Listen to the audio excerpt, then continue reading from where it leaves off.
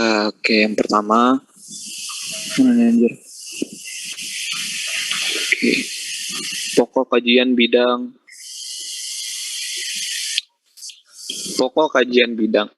al-ahwal asyakhsiyah. Banyak kaidah fikih yang ruang lingkup dan cakupannya lebih sempit dan isi kandungannya lebih sedikit. Kaidah yang semacam ini hanya berlaku dalam cabang-cabang fikih tertentu dan disebut al-qawaid al-fikiyah, al-khusus, atau juga disebut dengan al-dabit oleh sebagian ulama. Pembidangan ini pun dapat dikembangkan lagi sesuai dengan perkembangan ilmu hukum Islam dan sesuai dengan perkembangan kebutuhan masyarakat itu sendiri. Kaidah yang khusus di bidang al-ahwal asyasyiyah menjadi penting karena perhatian sumber hukum Islam, Al-Quran dan hadis kepada masalah-masalah keluarga yang sangat besar. Hal ini terbukti dengan jumlah ayat yang berhubungan dengan hukum keluarga menempati urutan kedua setelah ibadah mahdah. Dalam hukum Islam, hukum ini meliputi pernikahan, waris, wasiat, dan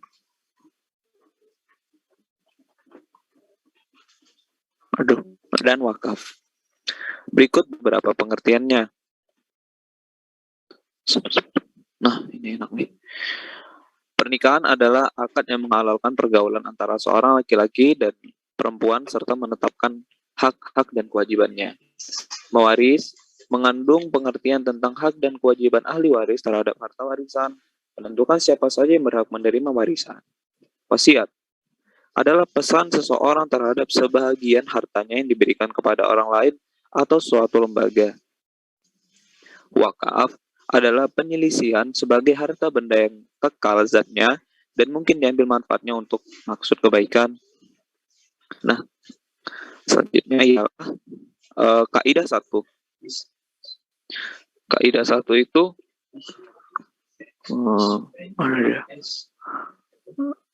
kaidah 1 al-aslu fil abd, asal dari pernikahan itu haram.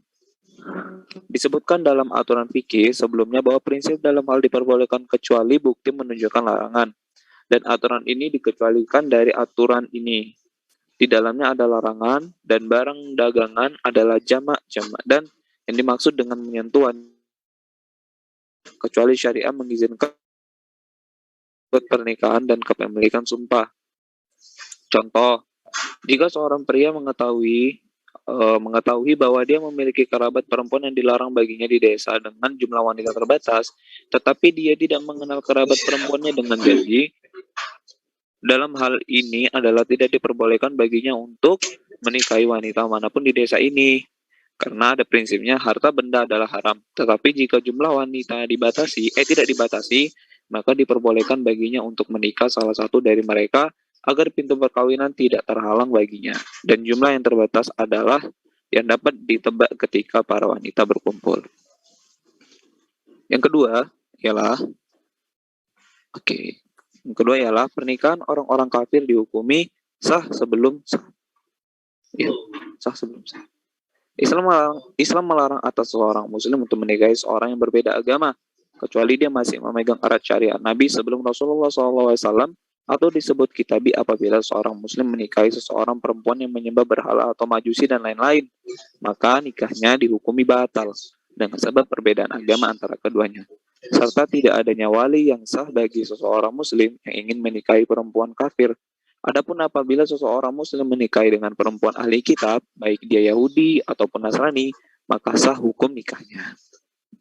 Contohnya, itu kaidahnya itu ada dalam surah Al-Baqarah 221. Wala tankihul musyrikati hatta yu'minna wala matun mu'minatun khairun min musyrikatin walau a'jabatkum wala tunkihul musyrikina hatta yu'minu wala abdun mu'minun khairun min musyrikin walau a'jabakum. Dan janganlah kamu nikahi perempuan musyrik sebelum mereka beriman. Sungguh hamba saya perempuan yang beriman lebih baik daripada perempuan musyrik meskipun dia menarik hatimu. Dan janganlah kamu menikahi janganlah kamu nikahkan laki-laki musyrik dengan perempuan beriman sebelum mereka beriman. Sungguh baik daripada laki-laki musyrik meskipun dia menarik hatimu. Contohnya, seorang muslim haram menikah dengan perempuan musyrik dan perempuan menyembah api ataupun lain-lain. Karena mereka bukan dikategorikan ahli kitab. Kaidah yang ketiga, setiap perempuan yang sama nasab atau susunannya yang mana diharamkan pernikahannya. Jika diduga salah satunya oleh laki-laki, maka tidak diperbolehkan dipoligami di antara keduanya secara akad atau kepemilikan. Nah, pengertian kaidahnya ini, perempuan yang diharamkan dipoligami dari kerabat manapun saudara sesusuan, maka tidak diperbolehkan dipoligami. Yaitu sumbernya terdapat dalam surah An-Nisa 23. Itu bunyinya, Hurimat alaikum ummahatukum wa banatukum ahwatukum wa ammatukum wa khalatukum wa banatul akhi wa banatul ukhti wa ummahatukum allati arda'nakum walau ahwatukum minar rada'ati wa ummahatun nisaikum wa raba'ibukum allati fil hujurikum min nisaikum allati dakhaltum bihin fa illam takunu dakhaltum bihinna fala junaha alaikum wa halan ila abnaikum alladhina min ashabikum wa an tajma'u bainal ukhtaini illa ma qad salafa innallaha kana ghafurur rahim. Diharamkan atas kamu menikahi ibu-ibumu, anak-anak yang perempuan, saudara perempuan, saudara ayahmu yang perempuan, saudara ibumu yang perempuan, anak-anak perempuan dari saudaramu laki-laki, anak-anak perempuan dari saudaramu perempuan, ibu-ibumu yang menyusui kamu, saudara-saudara perempuan sesusuan, ibu-ibu istri mertua, anak-anak perempuan dari istrimu atau anak tiri yang dalam pemeliharanmu dari istri yang telah kamu campuri. Tetapi jika kamu belum campur dengan istrimu dan sudah kamu ceritakan, maka tidak berdosa kamu nikahinya. Dan diharamkan bagimu istri-istri anak kandungmu atau menantu, dan diharamkan mengumpulkan dalam pernikahan dua perempuan yang bersaudara kecuali yang tidak terjadi pada masa lampau. Sungguh Allah Maha Pengampun dan Maha Penyayang. Kaidah yang keempat. Pernikahan tidak rusak karena mas kawin. Di sini ada 4 pembahasan. Di sini ada 4 pembahasan. Pembahasan awal tentang penjelasan batasan-batasannya. Dijelaskan bahwasanya refleksi kaidah di atas menimbulkan sebuah batasan yang berupa sesungguhnya akan nikah atau tidak dibatalkan sebab batalnya mahar. Pendapat salah satu ulama sesungguhnya akan nikah itu dibatalkan sebab rusaknya mahar. Adapun pendapat ini dihukumi syad, maka apabila keadaan mahar tersebut rusak, yang batal adalah maharnya, bukan nikahnya. Maka diwajibkan digantikan mahar yang serupa. 1. Mahar tersebut bukan miliknya. 2. Mahar tersebut tidak diketahui pemiliknya. 3. Terdampak oleh sesuatu persyaratan yang bisa dikatakan fasad. Dan keempat, terdapat perbedaan perjanjian mahar.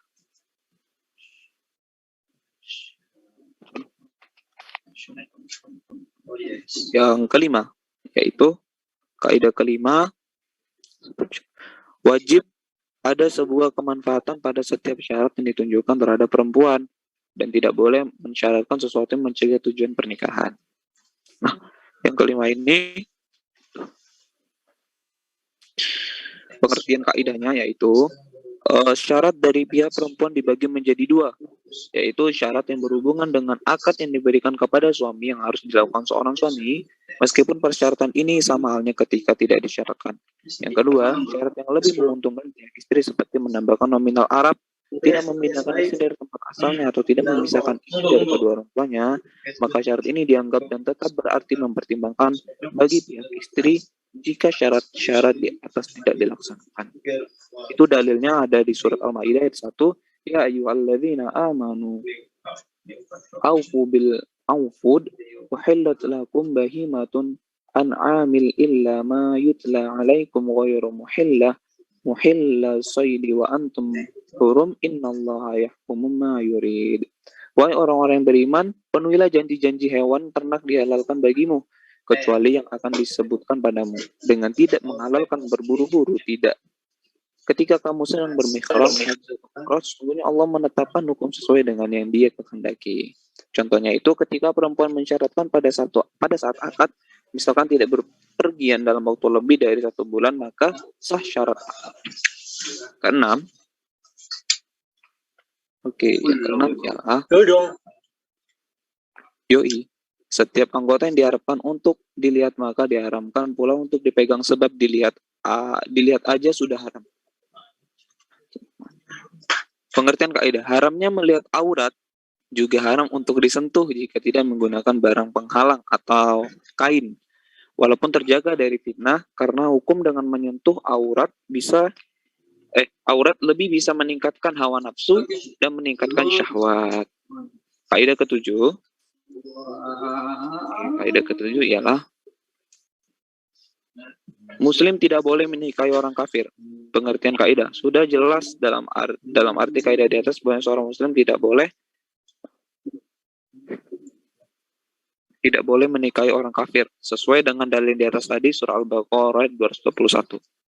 Kaidah ke-8, perempuan mahram tidak diperbolehkan dinikahi dan sampai seterusnya. Nah, apa tuh?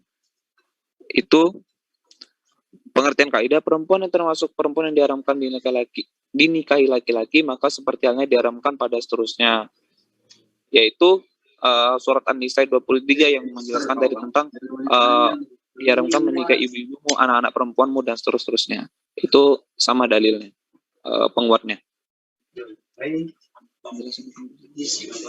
Contohnya, jika seorang laki-laki menikahi seorang mahramnya, tapi dia tidak tahu bahwa perempuan itu mahramnya, kemudian laki-laki itu mengetahui bahwa perempuan itu saudara sepersusuannya, maka pernikahan itu batal dan harus berpisah.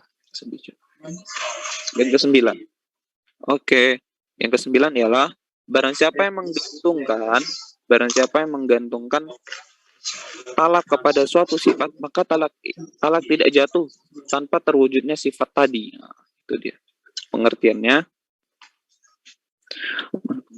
Itu digantungkan talak pada suatu hal yang disebut taklik talak. Talak bisa dibatalkan apabila talak yang ditalakkan terwujud dengan syarat istri tidak menerima talak tersebut dan menggugat ke pengadilan agama. Contohnya fulan pada waktu akad disebut taklik talak. Jadi jika fulan melanggar, talak tersebut bisa terwujud dalam waktu 3 bulan. Kaidah ke-10 yaitu setiap perpisahan baik dari talak ataupun pisah setelah bersetubuh, perempuan wajib iddah. Khalwah yang pengertian itu dalam kaidah di atas menjelaskan iddah itu diwajibkan jika ada terjadinya perceraian. Dalam waktu masa iddahnya ada beberapa macam waktunya yang banyak diuraikan dalam kitab-kitab fikih. Kaidah ke-11 yaitu berkhalwat istri dihukumi seperti dukhul. Pengertiannya khalwah yang sahih dihukumi seperti jima. Jika suami istri sudah melakukan jima lalu melakukan talak atau perceraian, maka wajib membayar mahar dan perkara lain yang wajib diberikan kepada istri. Kaidah ke-12, nasab anak yang lahir dari pernikahan yang sah diikutkan pada ayahnya. Nah, itu dalil kaidahnya sesungguhnya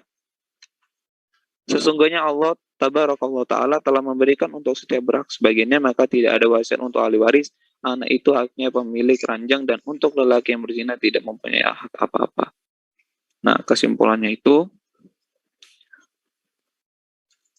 Islam melarang atas seorang muslim untuk menikahi seorang yang berbeda agama kecuali dia masih memegang arat syariat Nabi SAW, dan disebutkan kitabi apabila seorang muslim menikahi seorang perempuan yang menyembah berhala atau majusi dan lain-lain, maka nikahnya dihukumi batal dengan sebab perbedaan agama antara keduanya, serta tidak adanya wali yang bagi seorang muslim yang ingin menikahi perempuan kafir. Haramnya melihat aurat juga haram untuk disentuh jika tidak menggunakan barang penghalang. Sudah jelas dalam arti kaidah di atas bahwasanya seorang muslim tidak boleh menikahi dengan orang kafir. Perempuan yang termasuk perempuan yang diharamkan dinikahi laki-laki, maka seperti halnya diharamkan pada seterusnya. Mungkin cukup sekian, kurang lebihnya saya mohon maaf. Wassalamualaikum. Saya kembalikan ke moderator.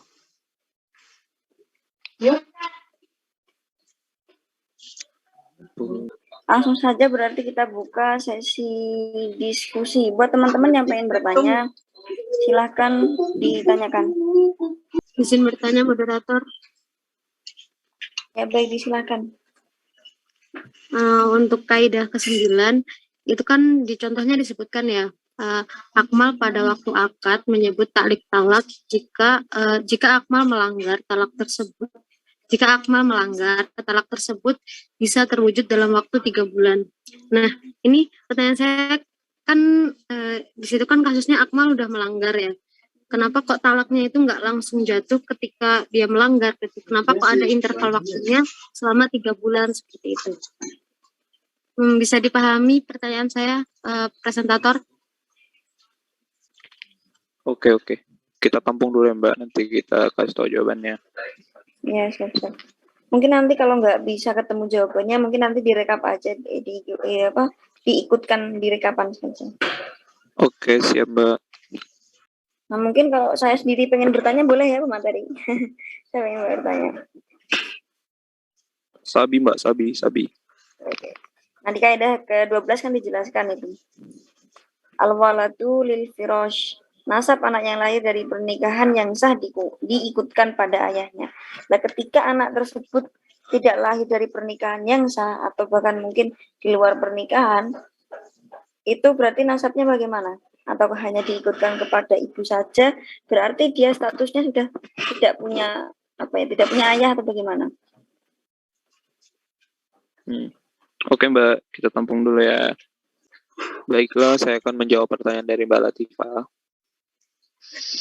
Status anak yang lahir nantinya dinasabkan kepada ibunya saja, tidak kepada laki-laki yang menzinahi dan menghamili ibunya, dan tidak pula kepada laki-laki yang menikahi ibunya setelah ibunya melahirkan. Sehingga yang hendak menjadi wali nikah ketika anak perempuan tersebut nanti menikah adalah wali hakim. Kemudian hak warisan hanya timbul antara anak dan ibu saja. Mungkin itu Mbak. Ya, terima kasih sekali atas jawabannya. Mungkin dari teman-teman ada yang ingin menambah atau bagaimana? Atau mungkin dari pemateri juga ingin menanggapi pertanyaan yang pertama tadi. Mbak moderator izin menanggapi atau menjawab pertanyaan dari Mbak Lina ya. Pertanyaan pertama tentang taklik talak. Kalau nggak salah tadi pertanyaannya Mbak Lina itu kenapa kok talaknya nunggu terwujud 3 bulan? Kenapa nggak langsung saja gitu kan pertanyaannya? Jadi sebelum saya menjelaskan itu, saya ingin menjelaskan terlebih dahulu apa itu taklik talak. Taklik talak adalah talak suami yang digantungkan pada suatu sifat tertentu yang apabila sifat tertentu itu terwujud, maka jatuhlah talak suami itu. Nah, sesuai yang saya baca ini, talak itu dibaca setelah akad nikah. Jadi taklik talak itu seperti suatu perjanjian antara suami dan istri. Jika suami melakukan beberapa hal yang tercantum dalam perjanjian itu, maka talak akan jatuh. Salah satunya ini, isi dari tali talak. 1, meninggalkan istri saya 2 tahun berturut-turut. 2, tidak memberi nafkah wajib kepadanya 3 bulan lamanya. 3, menyakiti badan atau jasmani istri saya. Atau nomor 4, memberikan atau tidak memperdulikan istri saya selama 6 bulan atau lebih. Jadi yang dicontohkan dalam makalah saya itu, kenapa kok 3 bulan baru jatuh talaknya? Karena kita mengambil contoh yang nomor 2, tidak memberi nafkah wajib kepadanya selama 3 bulan lamanya. Jadi walaupun tidak terucapkan secara langsung, talak itu akan jatuh karena si akmal tidak memberikan nafkah wajibnya selama 3 bulan. Seperti itu. Apakah bisa dipahami? Ya, terima kasih Mbak Wilda, sangat bisa dipahami. Sama-sama Mbak Lina. Ya, baik, terima kasih kepada pemateri dan juga penanya. Nah, dari hal-hal ini kita kadang malah timbul lagi ya pertanyaan, misalkan lantas bagaimana dengan orang-orang yang misalkan ditinggal suaminya kerja di luar negeri, misalkan di Malaysia sampai 2 tahun, 3 tahun, 4 tahun tidak pulang. Nah, itu kan otomatis mohon maaf nafkah secara batiniah tidak bisa diberikan. Terus itu bagaimana? Misalkan ini diskusi saja. Mungkin ada teman-teman yang pengen menjawab, mungkin kita diskusi sedikit. Tadi kan berarti kenapa kok talak setelah 3 bulan baru jatuh adanya setelah 3 bulan jatuhlah talak, karena memang dalam masa 3 bulan ini istilahnya si suami itu tidak memberikan tidak melaksanakan kewajibannya sebagai seorang suami, tidak memberikan nafkah, sudah tidak mengurusi dan tidak berkumpul selama 3 bulan lebih, maka jatuhlah talak. Seperti itu ya, Mbak ya? Ya, betul, seperti itu. Ya, baik. Nah, ini yang kadang saya jadi merasa pengen belajar lagi juga. Misalkan kalau kerja di luar negeri, misalkan kan suaminya 3 bulan, nggak mungkin kan cuma 3 bulan, pasti tahun, 2 tahun, 3 tahun, bahkan mungkin 4 tahun nggak pulang-pulang, ada yang belasan tahun juga. Kadang yang istrinya jadi TKW juga ada. Memang nafkah lahiriah istilahnya seperti uang mungkin dikasih, tapi kan nafkah batinnya tidak ada gitu. Itu gimana gitu hukumnya? Mungkin sekedar mengingatkan buat teman-teman yang belum mengumpulkan resumnya, bisa segera dikumpulkan ya. Baik dari teman-teman atau dari pemateri, apakah masih ada tambahan? Gimana pemateri, bisa diakhiri atau mungkin ada tambahan lagi?